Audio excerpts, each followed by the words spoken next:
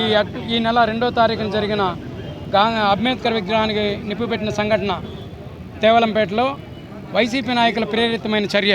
వాళ్ళ ఉద్దేశం ఏంటంటే ఈరోజు తెలుగుదేశం పార్టీ వైపు ఎస్సీలందరూ కూడా మొగ్గు చూపుతున్నారు కాబట్టి ఈ అభివృద్ధి కార్యక్రమాలు అభివృద్ధి పనులు చూసి గత 5 ఏళ్లలో వైసీపీ ప్రభుత్వం ఏమీ చేయలేదు కాబట్టి అందరూ కూడా ఇటువైపు మొగ్గు చూపుతున్నారు కాబట్టి ఆ ఓట్ని అలాగే డివైడ్ చేసి పెట్టాలని డివైడ్ అండ్ రూల్ పాలసీ వాళ్ళు ఎక్కడా కూడా సర్వీస్ చేయరు, ఏమన్నా విడదీసి పెడతారు.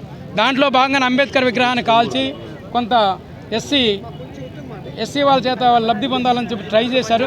కానీ ప్రజలందరూ మేల్కొన్నారు. ఈ ఇన్సిడెంట్ ఎవరి వల్ల జరిగిందో ఎందుకు జరిగిందో ముందే వాళ్ళందరూ గుర్తించడం జరిగింది. లోకల్గా వాళ్ళందరికీ కూడా ఒక ఇన్ఫర్మేషన్ వెళ్ళింది. ఎవరు కూడా దీన్ని సపోర్ట్ చేయలేదు.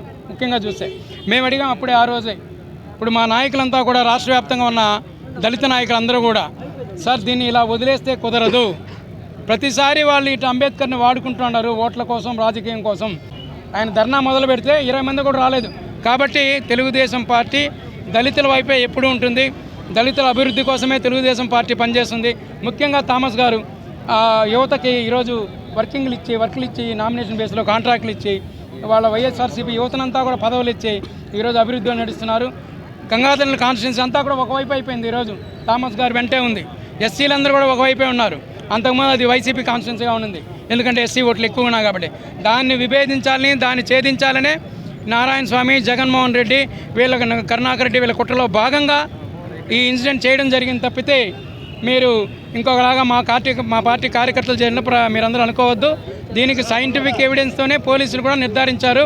Thank you. జై హింద్, జై తెలుగుదేశం, జై చంద్రబాబు నాయుడు, జై నారా లోకేష్.